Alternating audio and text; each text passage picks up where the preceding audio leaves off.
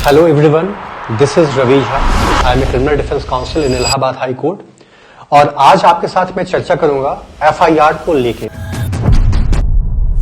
As you all know कि FIR का जो कॉन्सेप्ट है कि ये कोई बहुत नया कॉन्सेप्ट नहीं है। आपने सीआरपीसी में भी 154 में देखा होगा और बीएनएसएस के 173 में भी देखा होगा। कोई बहुत ज्यादा चेंजेस आपको देखने को नहीं मिलेंगे, लेकिन being as a defence counsel अगर मैं एफआईआर को प्रैक्टिकल एस्पेक्ट्स के पॉइंट ऑफ व्यू से देखूं और अगर मैं आपको बताऊं कि आखिर एफआईआर का एक बॉडी स्ट्रक्चर क्या होता है, एफआईआर के अंदर कौन कौन से ऐसे शब्द हैं, कौन कौन सी ऐसी जानकारियां हैं जिसके ऊपर पर्टिकुलरली कोर्ट अपना ध्यान केंद्रित करती है, तो इसके बारे में आपको एक बार जरूर विचार करना होगा। सबसे पहले तो आपको यह पता होना चाहिए कि एफआईआर में आमतौर पे 2 तारीखों और 2 दिनों का जिक्र होता है। एक वह डेट, टाइम और प्लेस होता है जिस जगह पर एक्चुअल घटना घटित हुई, और एक वह डेट, टाइम और प्लेस का जिक्र होता है जिस दिन, जिस जगह और जिस वक्त पर आप अपनी फरियाद को लेकर आए। तो अगर आपने वास्तविक जीवन में कभी भी एफआईआर देखा होगा तो वहां पे डेट, टाइम और प्लेस ये 2 बार आपको देखने को मिलता है, पहली बात। दूसरी बात यह है कि एफआईआर के अंदर जो व्यक्ति घटना की रिपोर्ट को दर्ज कराता है, आमतौर पर वो व्यक्ति पीड़ित भी हो सकता है, लेकिन अगर वो व्यक्ति पीड़ित हुआ तब तो हम उसे विक्टिम कहेंगे, लेकिन अगर वो व्यक्ति पीड़ित नहीं हुआ तो हम उसे क्या कहेंगे? उस केस में हम उसे फर्स्ट इंफॉर्मेंट कहते हैं, यानी कि प्रथम सूचना कर्ता कहते हैं। दूसरी बात, एफआईआर किसको दी जाती है? तो देखिए, बीएनएसएस कहीं भी ये नहीं कहता है कि एफआईआर आप एसएचओ को ही देंगे, एफआईआर आप सब इंस्पेक्टर को ही देंगे, लेकिन बीएनएसएस आपसे ये जरूर कहता है कि जो संबोधन होता है एफआईआर का वो हमेशा दिया जाता है स्टेशन हाउस ऑफिसर को, यानी कि थाने को। कभी आपने सोचा है आपके मोहल्ले में कोई मारपीट हुई, आप चले गए चौकी पे और चौकी वाले ने वहां पर आपको बैठा के रखा और फिर उसके बाद उसने आपको थाने रेफर कर दिया और आप तो बीएनएसएस पढ़ के गए, आपने कहा कि यार तुम मेरी एफआईआर को क्यों नहीं दर्ज कर रहे हो? बिकॉज चौकी वाले के पास ये अधिकार नहीं है। क्यों? क्योंकि वो मात्र और मात्र एक चौकी का प्रभारी है, थाने का थानाध्यक्ष नहीं है, और एफआईआर हमेशा थाने के थानाध्यक्ष के आदेश से ही दर्ज की जाती है। उसके बाद अगर हम इसके तीसरे पहलू की तरफ देखें तो जब आप एफआईआर को अपरेंटली देखते हैं तो उसके अंदर आपको प्रॉपर एक कॉलम नजर आता है। उस कॉलम में एक सीरियल नंबर होता है।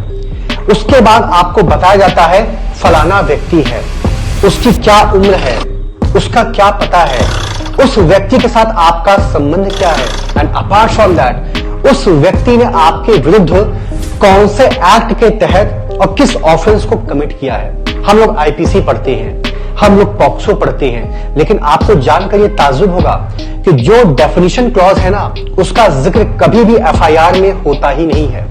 एफआईआर में जिन धाराओं का जिक्र होता है वो धाराएं हमेशा आपके पनिशमेंट क्लॉज की होती है, यानी कि अगर आपने चोरी का ऑफेंस किया है, अगर आपने लूट का ऑफेंस किया है, अगर आपने मर्डर किया है, तो जिन धाराओं में इनकी परिभाषा का जिक्र किया जा रहा है उन धाराओं का जिक्र नहीं होगा, बल्कि उन धाराओं का जिक्र होगा जिसमें कि उसकी पनिशमेंट का जिक्र किया गया है। और सबसे खास और महत्वपूर्ण बात जो अक्सर एक डिफेंस काउंसिल अपने डिफेंड में लेता है वो क्या लेता है कि your lordship point to be noted, और वो पॉइंट क्या है कि जिस जगह पर घटना घटित हुई है उस जगह से थाने की दूरी मात्र 2 किलोमीटर की थी, उसके बावजूद एफआईआर 22 घंटे बाद, 24 घंटे बाद, 1 हफ्ते के बाद दर्ज की गई है। इसका मतलब क्या है कि जितनी ज्यादा देर से एफआईआर डिले होता है उतना ही ज्यादा कहीं ना कहीं प्रोसिक्यूशन को वक्त मिल जाता है एक स्टोरी को फ्रेम आउट करने के लिए।